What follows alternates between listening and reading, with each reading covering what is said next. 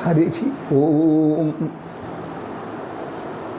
హ్రీంకారాసనగర్భితానలశిఖాం సౌక్లింకళాం బిభ్రతిం సంవర్ణాంబరధారిణీం వరసుధాధౌతాం త్రినేత్రోజ్వలం వందే పుస్తకపాశమంకుశధరాం స్రగ్భూషితాముజ్వల త్వాంగౌరీం త్రిపురాం పరాత్పరకళాం శ్రీచక్రసంచారిణీ.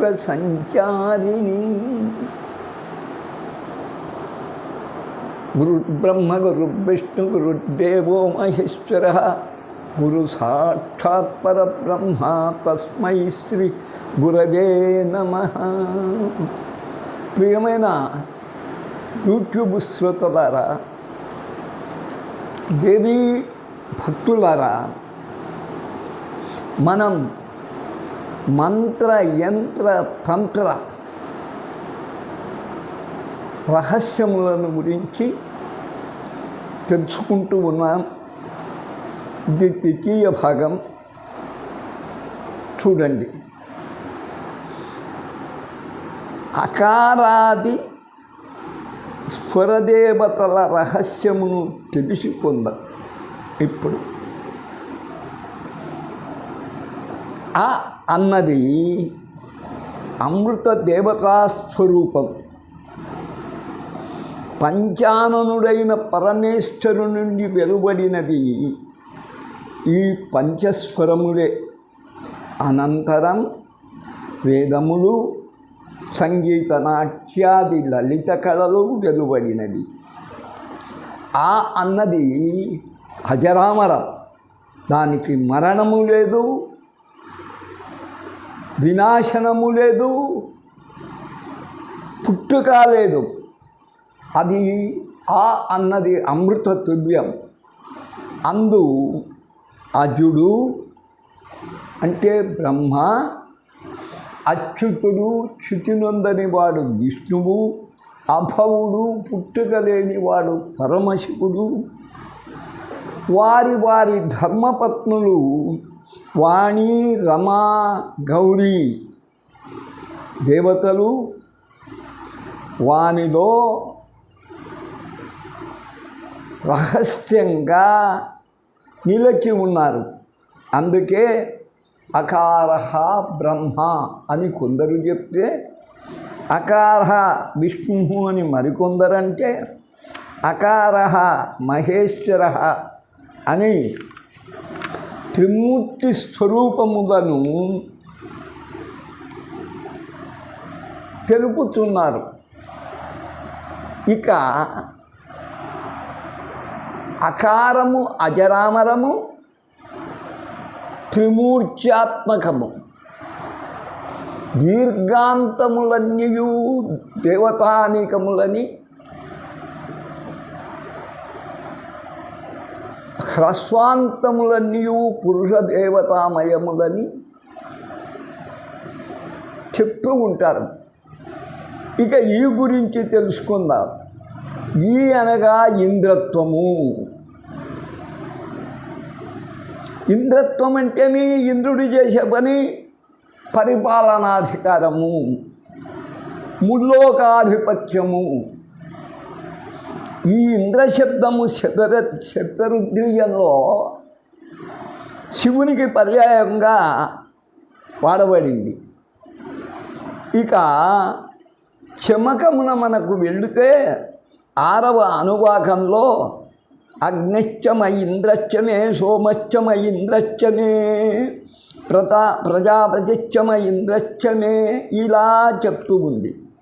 అనగా ముల్లోకపాలకుడు ఇంద్రుడే కాదు, త్రిమూర్తులు కూడా. వారి అనుగ్రహం లేని దేవేంద్రుడు అక్కడ నిలబడలేడు. ఆసురీ శక్తులు విజృంభించినప్పుడు పారిపోవడం, మళ్ళీ దేవతలు త్రిమూర్తులు కల్పించి వానికి పదవి ఇవ్వడం. ఈ అంటే ఐశ్వర్యం కూడా పరిపాలనాధికారాన్ని మరి సూచిస్తున్నాయి. ఇక ఈ అనగా ఇంద్రాణి అని పోషణాకరమైన ఇందిరను కూడా సూచిస్తుంది. ఈ అంటే ఇందిర. ఇందిర అంటే మహాలక్ష్మి. ఇంద్ర ఉపేంద్రులకు భేదము లేదు కదా. ఇక్కడ మహావిష్ణువు ఇంద్రునికి ఉపేంద్రుడిగా సహకరిస్తున్నట్టు సూచించబడిన ఇంద్రుడి ప్రాణమంతా మహావిష్ణువులోనే ఉంది. ఇక అనగా ఉగ్రుడు, ఉమా సూచింపబడుతూ ఉంది. వీరు లయకారకులు, ముక్తికారకులు కూడా. పార్వతి మహోగ్ర తపం చేసి శివుని కొరకు ఆ ఉగ్రతపము మానుమని తల్లిదండ్రులు అడ్డగించినా వినక తపస్సు చేసి పరమేశ్వరుని మెప్పించగలిగింది. అందుకయ్యే ఆమె ఉమ అయింది. ఆ సృష్టి, ఈ స్థితి, లయమును సూచించుతూ ఉన్నది.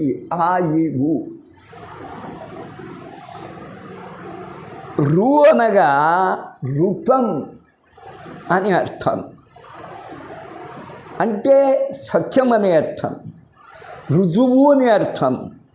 ఇక రు అనగా సత్యాదేవి. రు అంటే సత్యనారాయణ స్వామి స్వరూపం.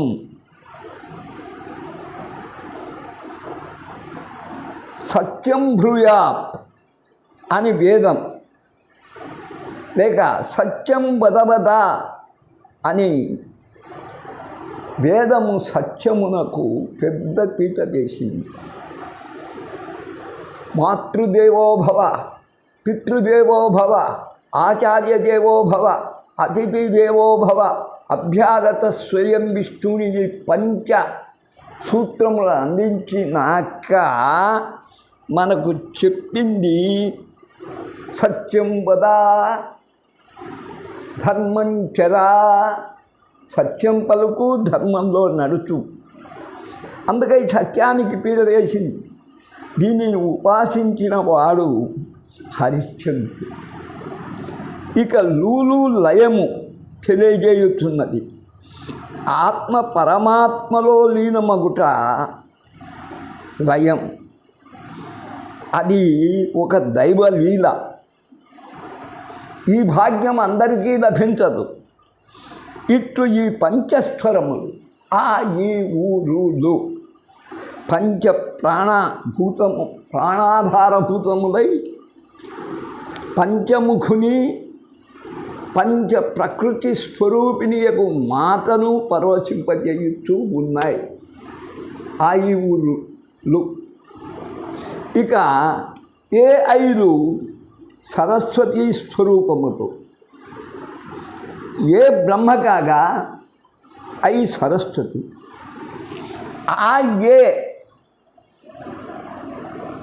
కలిసి అగుతున్నది. అయ్యనను ఐమన్నను సరస్వతి పులకించిపోతుంది. ఓం అన్నది ఓంకారనాదం, ప్రణవము. ఏ మంత్రమునకైనా ఓంకారము మొదట ఉండవలెననే నియమము గలదు. ఒకటి ఉన్నది కానీ, ఆ నియమం ఉన్నది కానీ శాక్తేయులు దీనిని అంతగా పట్టించుకొనరు. వారికి ఐం హ్రీం శ్రీం క్లీం సౌ, మళ్ళీ ఒకసారి వినండి, ఐం హ్రీం శ్రీం క్లీం సౌ అన్నది పంచప్రణవం. దేనితోనైనను ప్రారంభించి మంత్రజపము చేయవచ్చు. ప్రతి మంత్రము ముందు పంచప్రణవములు చేర్చుట శాక్తేయ సంప్రదాయం. ఏదో ఒకదానికి దాని గురించి మరలా తెలుసుకుందాం. కావాలంటే హ్రీం జ్వాలామాలిని విద్మహే మహాశూలిని ధీమహి తన్నో దుర్గి ప్రచోదయాత్. మరి ఇక్కడ హ్రీంకారంతో ప్రారంభం. ఓం చెప్పలా. దాని గురించి మరలా తెలుసుకుందాము. ఇప్పటికీ పురాక్షరములలో నిక్షిప్తమైన దేవతా శక్తులను అవగాహన చేసుకొని ఉన్నాము. దీనితో జపించుట, తపించుట, పూజించుట, అర్చించుట మున్నగు ప్రక్రియలన్నీ ఉపాసకులు చేయవలసి ఉండును. ఇక ఈ షోడశాక్షరములు అంటారు వీటిని 16 నిత్యాదేవతలకు అన్వయించుకొని జపించుట, పూజించుట అతి ప్రాచీన కాలం నుండి వచ్చుతున్న సంప్రదాయం. ఇది శాక్తేయులకు మాత్రమే తెలుసు. మా లలితాదేవి మందిరమున ఆ కామేశ్వరి, అట్లే ఈ ప్రక్కన నిత్యక్రీమ, ఊ ప్రక్కన బొన్నివాసిని, రూ ప్రక్కన శివదూతి, రూ ప్రక్కన కులసుందరి, ఏ ప్రక్కన నీలపతాక, ఓ ప్రక్కన సర్వమంగళ, అం ప్రక్కన చిత్ర, అలాగే దీర్ఘాక్షరములు అయినా ఆ ప్రక్కన భగమాలిని, ఈ ప్రక్కన పేరుండ, ఊ ప్రక్కన మహావజ్రేశ్వరి, రూ ప్రక్కన త్వరిత, లు ప్రక్కన నిత్య, ఐ ప్రక్కన విజయ, ఔ ప్రక్కన జ్వాలామాలిని, అహా ప్రక్కన మహానిత్య నిలుపుకొని పూజించుకొనవచ్చును. ఇలా ప్రక్కగా మా దేవాలయంలో స్వరదేవతలతో పాటు నిత్యాదేవతలను పూజ వీలు కల్పించాను. పూజకు జపము, ఋషి, ఛందము, దేవత ఇవి ముఖ్యం. ఈ అక్షరములను మాతృకలని కూడా తెలుతురు. మాతృక అంటే తల్లులు, అక్షర మాతలు. మాతృకా రహస్యమును బట్టి న్యాసములను నిర్ణయించుకొనవలసి ఉన్నది. న్యాసమనగా బాగా గమనించండి. న్యాసమనగా ఆయా దేవతలను కరాంగుళుల యందును, చేతి యొక్క వేళ్ళల్లో, హృదయ ఆది అంగములో నిలుకొనుట, ఇది కరన్యాసము, అది అంగన్యాసం అనబడును. ఇవి అంగన్యాస కరన్యాసములన్న పేర ఉన్నది. వామహస్తము అపవిత్ర కార్యములకు వినియోగింపబడుటచే మలము శుద్ధి చేసుకోవడం, నోటిలో వచ్చే జొల్లు అది అలా తీసి పారేయడం, అపవిత్ర కార్యాలకు వినియోగిస్తున్నాం కనుక దానిని పవిత్రమనర్చి దక్షిణహస్తంతో యోగ్యంగా దీంతో చేయుట కరన్యాసముల లక్ష్యమై ఉండవచ్చును. ఎవరు చెప్తారు? ఇక అంగన్యాసములు ఆయా దేవతలను ఆయా అవయవములను నిలుపుకొని దేహరక్షణ, ప్రాణరక్షణ కల్పించుకొనవచ్చు. స్వర వ్యంజనాక్షరములన్నింటిలో మాతృకాన్యాసము చెప్పబడింది. అన్నింటికి స్వరములకు ఇది పెద్ద న్యాసం, ఇది చెప్పబడింది. ఒకప్పుడు మా దేవాలయానికి ఇది చెప్పవచ్చు. గర్వకారణం కూడా పరిపూర్ణానంద స్వామి కాకినాడ వారు వచ్చినప్పుడు వారికి న్యాసం చెప్తే ప్రణమిల్లి నన్ను గురువుగా స్వీకరించాడు. చూడండి, మాతృకాన్యాసం. ఓం బ్రహ్మ ఋషయే నమః శిరసి, ఋషి శిరస్సు. ఓం గాయత్రీ ఛందసే నమః ముఖే, చనుకోవచ్చు ముఖం. ఓం మాతృకా సరస్వత్యై నమః హృదయే. దేవి. ఓం వ్యంజనేభ్యో బీజేభ్యో నమః గుహ్యే. ఓం సర్వేభ్యః శక్తేభ్యః నమః పాదయోః. ఇవి ప్రతిమంత్రాలకు ఉంటాయి, సర్వసాధారణ విషయం. కానీ ఇక్కడ గమనింపవలసినది, ఇది పరమేశ్వరు ముఖము నుండి వెలువడిన మాతృకా జ్ఞాన సంబంధ రహస్యమంతయు ఇందున్నది. దీనిని గ్రహించి బ్రహ్మదేవుడు ప్రకటించి ఉన్నాడు. బ్రహ్మ కేవలం మంత్రద్రష్ట. ఆ మంత్రాన్ని చూడగలిగాడు, వినగలిగాడు. మూలమేమో శివుడు. బ్రహ్మకు ఇష్టమైన ఛందస్సు గాయత్రి. గాయత్రి, సావిత్రి, సరస్వతి. మాతృకారాధనకు మూలదేవత ఎవరు? సరస్వతి. ఇందు వ్యంజనములు అంటే హద్దులు, బీజములు. అదే ముఖ్యమైన విషయం. స్వరములు, శక్తి,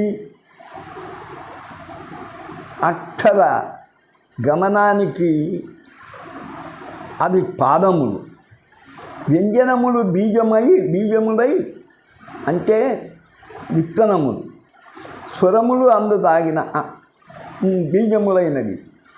స్వరములయందు దాగిన అంకురములు అనగా మొలకెత్తబోవు మొలకలు. ఈ స్వరములోనే సర్వశక్తులు దాగి ఉన్నవి. వచోరూప వాక్శక్తి ఈ స్వరములే. వచోరూప వాక్శక్తి ఈ స్వరములే. ఈ స్వరములన్నీ వాగీశ్వరి అధీనాలు. ఈ వాక్కు పరా, పశ్యంతి, మధ్యమ, వైఖరి రూపమున ప్రకటితమవుతున్నది. ప్రధాన ప్రకటితము వైఖరి రూపమే. వైఖరిని గమనించుమని పెద్దలు అంటారు. అనగా వారి వాక్చాతుర్య వాగ్భయమును గమనించవలసి ఉంటుంది అని అర్థం. అది కాళీ ఉపాసకులకు కాళిదాసుడు, రామకృష్ణ కవులకు స్వాధీనమై ఉండినది. అనగా కాళి కూడా సృష్టికర్తినే, స్వరరూపిణే. ఇది అసలు విషయం. ఇందు అంగన్యాస కరన్యాసములు తెలుసుకున్న అనేక రహస్య విషయములు అవగతమవుతాయి. ఇందలి ధ్యానమును పరికించండి. అంగన్యాస కరన్యాసములైనాక ప్రతి మంత్రానికి ధ్యానం ఉంటుంది. ధీయానహాని నాభిమతం. ఏది ఎక్కైనా. ఇప్పుడు అకారాది క్షకారాంత బీజాక్షర మహేశ్వరి అంటున్నాం కనుక స్వరాలు వస్తాయి, హల్లులు వస్తాయి. ఇందులో కళా విషయానికి తీసుకుంటే అగ్ని కళలు వస్తాయి, చంద్రకళలు వస్తాయి, సూర్యకళలు వస్తాయి. ఈ ధ్యాన శ్లోకం చక్కగా గమనించండి. పంచాశత్ లిపిభిర్విభక్త, పంచాశత్ లిపిభిర్విభక్త అంటే 50 అక్షరాలుగా విభజించబడ్డాయి. అచ్చులు 16. కామదలకు భావరికే మళ్ళీ మా లేదు. 24 సూర్యకళలు, మళ్ళీ ఏరాలవా శేషాధార లక్ష అనేవి వెరసి 10. చంద్రకళలు 16, అది 24, 40. అగ్నికళలు 10 కలిస్తే 50.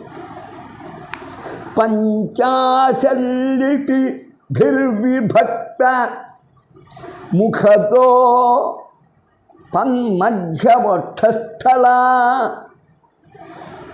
ముఖము, దోహ అంటే ముఖంలో ఏ అక్షరాలు ఉన్నాయి, దోహ అంటే రెట్టల్లో చేతుల్లో ఏ అక్షరాలు ఉన్నాయి, పద్మధ్య పాదంలో ఏమున్నాయి, వక్షస్థలా వక్షస్థలో ఏ అక్షరాలు ఉన్నాయి, భాస్వన్మౌళి నిబద్ధ చంద్ర శకళ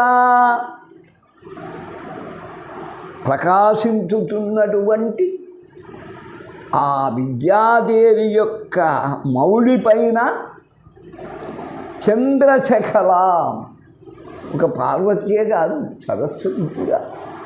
యోగిని మాత ఉన్నప్పుడు కొప్పు మీద చంద్రుడు. ఆ పీన తుంగస్థని విశాలమైనటువంటి స్థనములు గలది. స్థనముల యందును ముద్రాం అక్షగుణం సుధాఢ్య కలశం అని ధరించేది ఒక్కొక్క ముద్ర, జ్ఞానముద్ర. ఓ చేత అక్షగుణం, జపమాల, ధ్యానముద్ర. సుధాఢ్య కలశం అమృత కలశం. విద్యాంచ పుస్తకం. చూడండి, జ్ఞానముద్ర, అక్షమాల, కలశము, పుస్తకం. విద్యాంచ హస్తాంబుజై బిభ్రాణం శతప్రభాం. వీటిని ధరించి అనంతమైనటువంటి చల్లని ప్రకాశంతో ఒప్పుతూ త్రినయనాం 3 కన్నులు కలిగిన వాగ్దేవతామాశ్రయే. అర్థవివరణకు చెప్పానే కానీ ధ్యానం మనస్సులో నిలబడిపోవాలి. ఒక్కొక్కరికి ఒక్కొక్కటి అని చెప్పాను.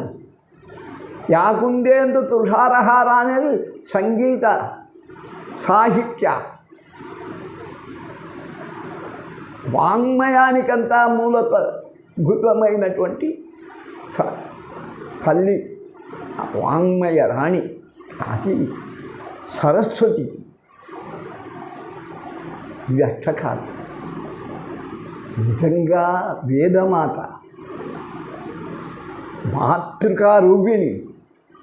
ఆమె శరీరంలో అన్నీ అక్షరాలే. అందుకని మళ్ళీ ఒక్కసారి ధ్యానం చేసి ముందుకు సాగుతాం.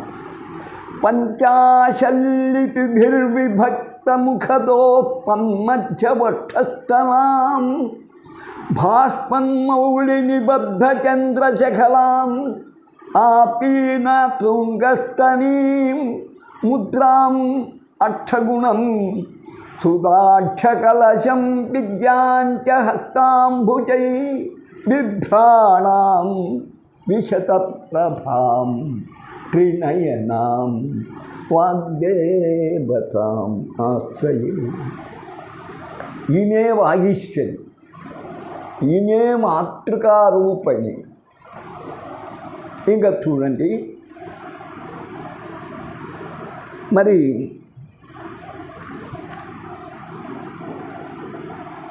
ఇందు స్వరన్యాసములు మాత్రము ముందు గమనించండి.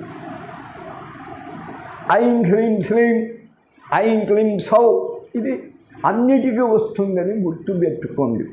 ఐం హ్రీం శ్రీం, ఐం క్లీం సౌ. ఐం హ్రీం శ్రీం అనేది లలితది, గుర్తుపెట్టుకోండి. బీజాక్షరాలు, మంత్రహస్యం. మళ్ళీ వాడి వివరణ తీసుకుందాం.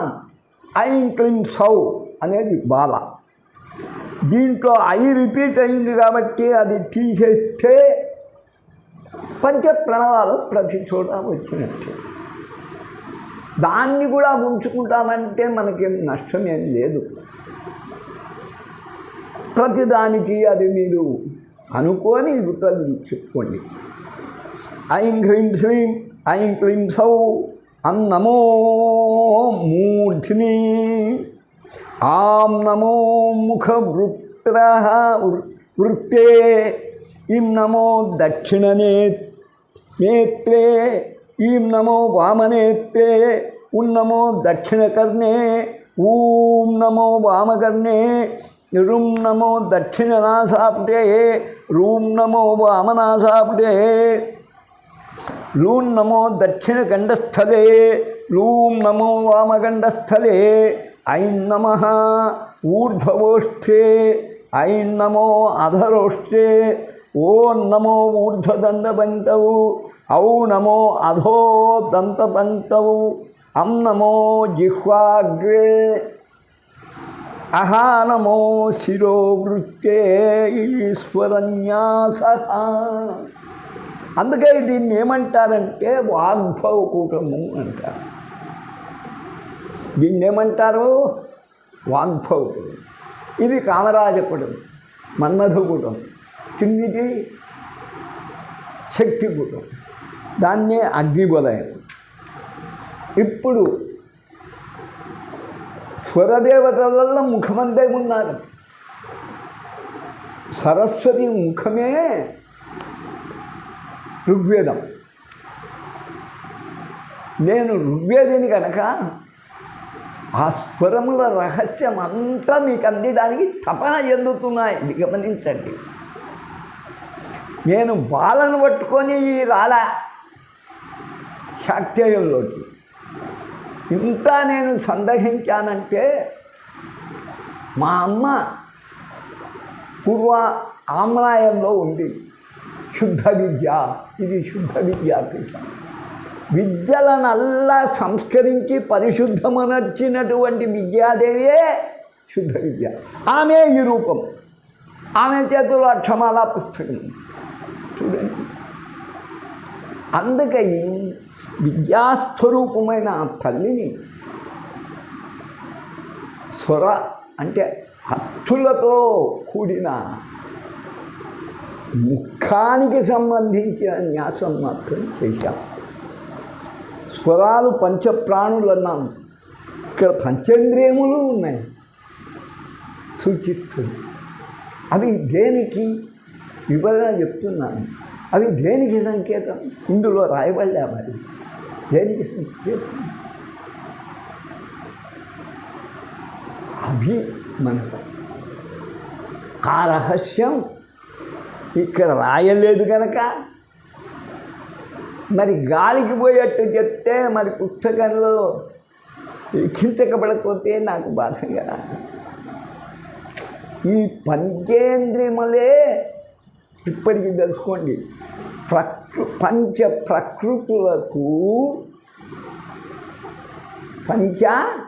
ప్రకృతులకు నిలయం పంచేంద్రియం. పంచమాతృకలకు నిలయం, పంచబ్రహ్మలకు నిలయం,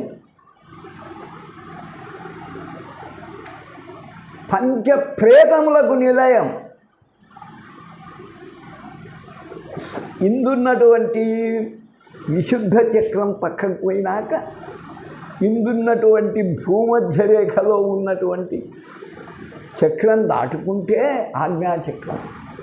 ఆజ్ఞలలో అక్కడి నుంచే వచ్చేది. అందుకే మనకు చిన్న ఏ అవయవం వచ్చినా తల పట్టుకుంటుంది, ఇట్లాంటి అనిపిస్తుంటాం. పైన ఉన్న సహస్రారంలో అది ఆకాశతత్వం. ఈ పంచ ప్రకృతులు పంచప్రేతాసనాసీన పంచబ్రహ్మాసనాసీన ఆ కామకామేశ్వరుడు ఇక్కడున్నారు. ఇది వాగ్భవకూటం. దీన్ని బ్రహ్మదేవుడు లలిత నిజంగా కవచంలో అద్భుతంగా వాగ్భవకూటాన్ని గురించి చెప్పాడు. మళ్ళీ వివరణ మీకు ఇస్తాను అప్పుడు లలితకు వచ్చినప్పుడు. ఇప్పుడు ముందుకు సాగుతాం. మాతృకాన్యాసం. అథ వ్యంజనాని న్యాస.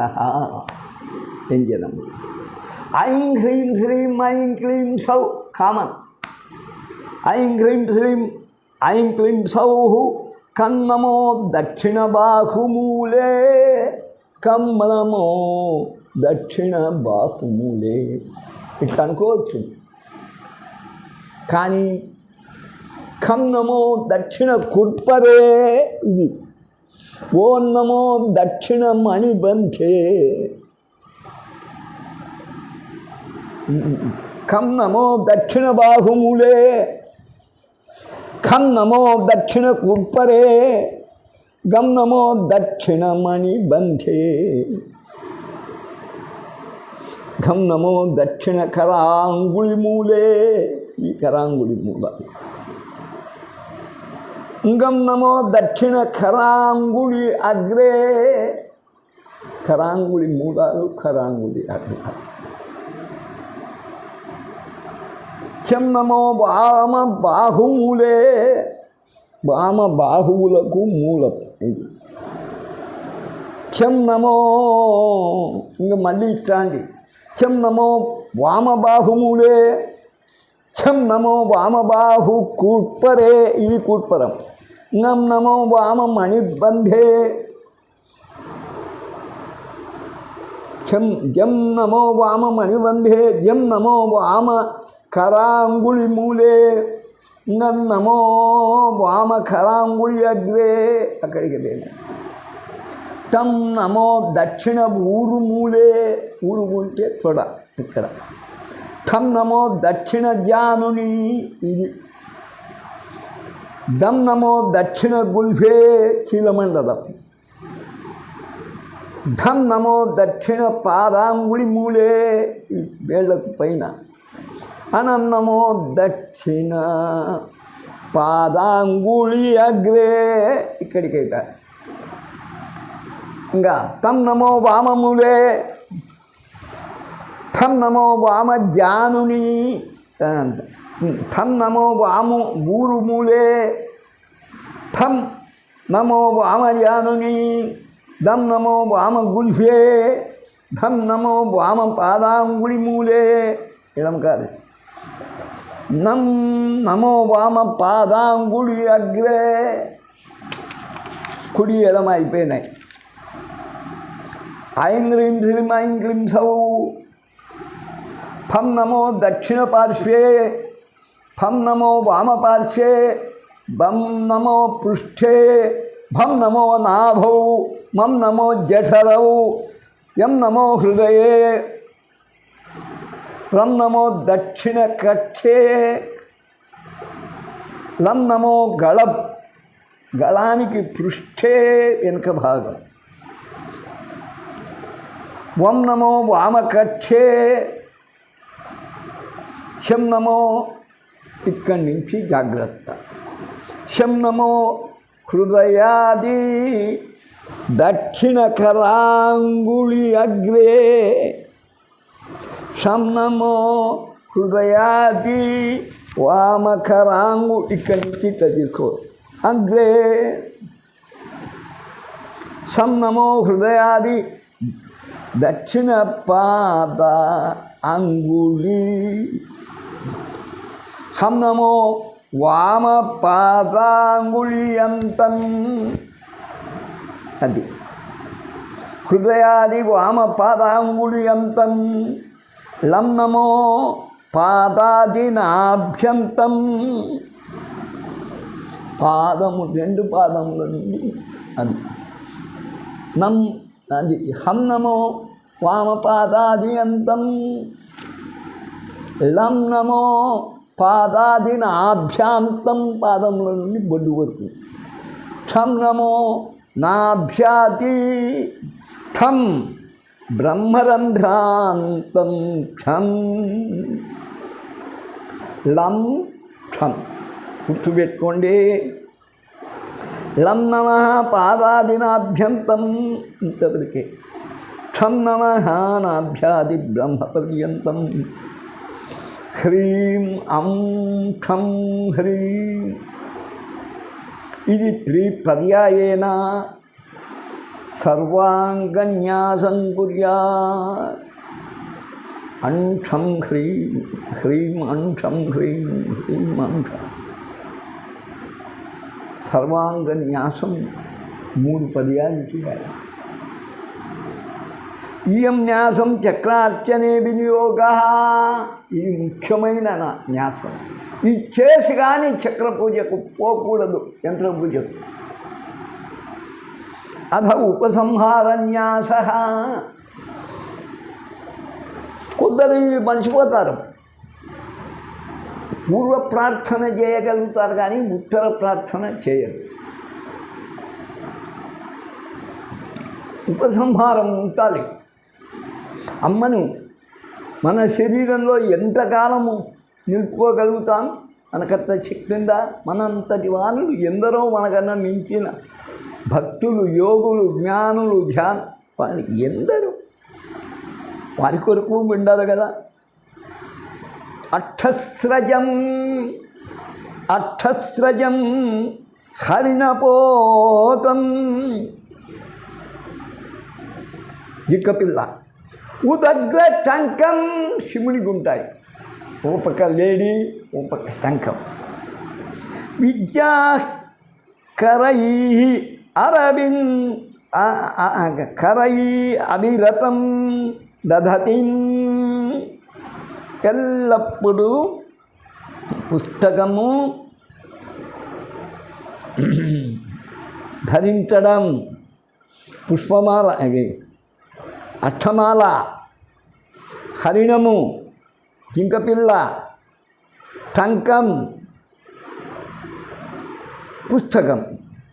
దదతి త్రినేత్రాం, మూకన్నుడు. అర్ధేందుమౌళిం, అర్ధచంద్రుడు, రేఖ కాదు, అర్ధచంద్రుడు. అరవిందనామాం, పామర పూల మాల. వన్యేశ్వరీం ప్రణమత స్తనభారణం రాం. చెప్పుకొని ఉపసంహార న్యాసస్థు క్షకారాది అకారాంత. నేను చెప్పడం లే, అమ్మ నువ్వు వదలను. కింది నుంచి పైకి చదవండి. ఏ అస్త్రమైనా ఓం భూర్భువస్సువరోం బ్రహ్మాస్త్రం వెనుక నుంచి చేస్తే అది ఉపసంహారం. మాతృకా జపం, మాతృకా న్యాసం ఎందుకు చేస్తున్నావు? ప్రయోజనం ఏమిటి అంటే చతుర్థా మాతృకా ప్రోక్త. బాగా గుర్తుపెట్టుకోండి, మాతృక ఎప్పుడు 4 రకాల వర్తిస్తుంది. కేవలాహ, కేవలం అంటే అంతే, ఆ నమః. బిందువు, అం నమః. సంయుత, బిందు సంయుత. సా విసర్గ, అహ. ఆ నమః చేయొచ్చు, అం నమః చేయొచ్చు, అహా నమః చేయొచ్చు. శోభయాచ, అం నమః, అహ నమః, అం నమః. రహస్యం తత్ర కథ్యతే. ఇలా 4 రకాలు ఎందుకు చేస్తున్నావు? విద్యాకరీ కేవలశ్చాత్, ఆ నమః. కేవలం విద్యా ప్రయోజనం ఆశించిన వాడు బిందువు పెట్టాడు. దుర్వాస మహర్షి చూడండి, కయేయీ లహరి హసకహలహరి సకలహరి. మకారం మమత వద్దు, మాయా వద్దు అనుకున్నాడు ఆయన. బిందువుకు పోతే విత్తం, ధనం వచ్చేస్తుంది, మమత పెరుగుతుంది, అది వద్దనుకున్నాడు ఆయన. విద్యాకరీ కేవలశ్చాత్, కేవలం కయేయీ లహరి అంటే. సబిందుర్విత్తదాయిని, కం నమః, గం నమః, అం నమః. ఎందుకు పెడుతున్నావు? డబ్బు కొరకు. విత్తదాయిని. పుత్రదా ప్రచారం చేయి.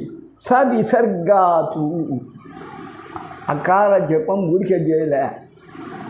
పుత్రదాహ, కేవలం పుత్రుడే కలగాలని కోరుకున్నటువంటి వారు పురుషుడు కావచ్చు, స్త్రీడు కావచ్చు. స విసర్గాతు, అహా నమ హా నమ హా నమ. అది శోభయాముక్తిదాయిని. మరి బిందువుతో చేసినా విసర్గతో చేసినా రెండుతో చేసినా కూడా ముక్తి లభిస్తుంది. ముక్తి కోరేవాడు రెండు చేయాలి, అన్నమ చేయాలి, ఆహా నమ. వాగ్భవాజ్యాచ వాక్సిద్ధై. ఐం అని ఎవడు చేసినాడో వానికి వాక్సిద్ధి లభిస్తుంది. రమాజ్యా శ్రీ సంశయే. ఎవరు శ్రీం శ్రీం శ్రీం చేశారో వారికి లక్ష్మీ సముద్ధి కలుగుతుంది. హృల్లేఖాజ్య హ్రీం, ఐం అయిపోయింది, శ్రీం లక్ష్మి కొరకు. హృల్లేఖ హ్రీం ఎవరు చేశారో సర్వసిద్ధై, సర్వసిద్ధులు అది. ఐం హ్రీం శ్రీం. కామాజ్యా లోకముచ్యత. మరి కామాజ్యా అని చెప్తున్నారు. కామరాజ బీజం అనేది క్లీం. ఏమిటి అది? క్లీం. లోకముచ్యత. ఇలా మీకు అర్థం చెప్పాను. మరి క్లీంకారంతో సర్వవశం అవుతుంది అని చెప్పాడే కానీ మంచి ప్రణవాల్లో ఐం హ్రీం శ్రీం క్లీం చెప్పినాక సము ఏమైంది? నేను మంత్రకారుణ్ణే ప్రశ్నిస్తున్నా. ఇంకో చోట చెప్పబడినట్టు ఇక్కడ చెప్పాలి కదా. మరి ఐం హ్రీం శ్రీం ఐం క్లీం సవు రాస్తున్నావు కదా, సవు ఏమైంది? దానికి సమాధానం లేదు. పంచప్రణవంలో సవు వదిలివేయడం నిజంగా నాకు బాధాకరం. దీనితో నేను చెప్తున్నా, సౌహు చేసినట్టయితే ఔ ఉపాసన. దీనివల్ల సాయుధ్య సామ్రాజ్యం లభిస్తుంది. No doubt. సౌహు వల్ల వానికి విరాగం కలిగి సారోగ్య సామీప్య సారూప్య సాయుధ్య సామ్రాజ్యాలు లభిస్తాయన్నది మా అభిప్రాయం. ఇట్లు ప్రతి దేవత ముఖ్యమంత్రములకు న్యాసాలు, అంగన్యాసకర న్యాసాలు, ధ్యానాలు ఉన్నాయి. ఇవి న్యాసఖండమున వివరించబడుతున్నది. లలిత ఫలశ్రుతి చదవండి. స్తోత్రఖండాల్లో స్తోత్రం ఉంది, న్యాసఖండాల్లో న్యాసాలు ఉన్నాయి. అనేక న్యాసాలు. అంగుళీ న్యాసము వామశుద్ధ పరిశుద్ధతకై చెప్పబడింది. వామహస్త పరిశుద్ధి. పూజకు కరములే కదా వినియోగింపబడేది అన్న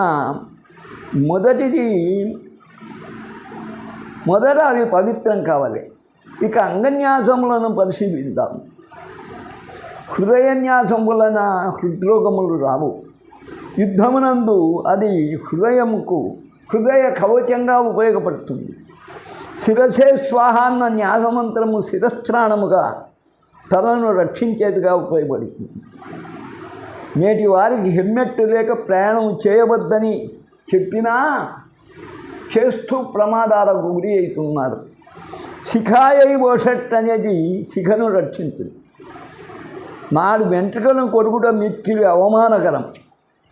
శిఖ అంతటి ప్రాధాన్యం కలిగి ఉంది. అందే అశ్వత్థామ మణిని ధరించింది.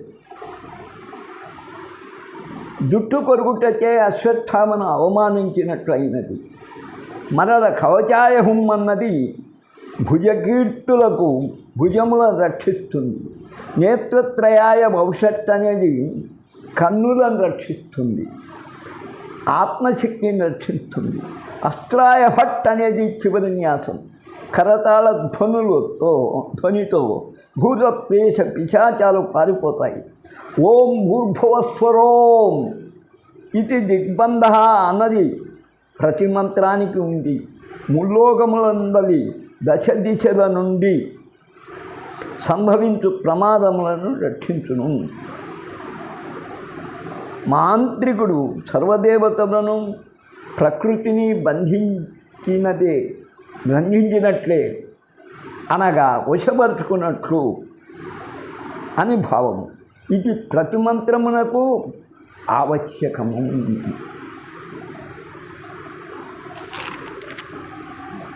హరి ఓం తత్సత్. ఈరోజు అంగన్యాస కరన్యాసములతో పాటు మాతృకాన్యాసం గురించి తెలుసుకున్నాం. ఇక్కడికి తృప్తి పడదాం. రేపు మిగతా విషయాన్ని వస్తాం. అంతవరకు ఓపిక పట్టండి.